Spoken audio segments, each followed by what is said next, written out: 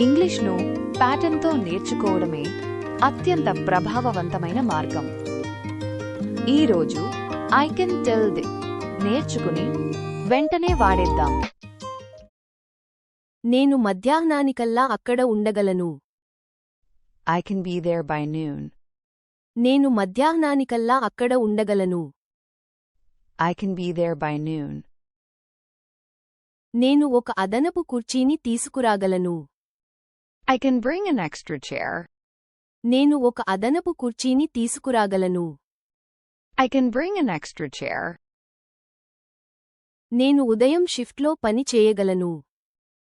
I can work the morning shift. నేను ఉదయం షిఫ్ట్లో పని చేయగలను. I can work the morning shift. Karate స్పీక్తో కొనసాగించండి.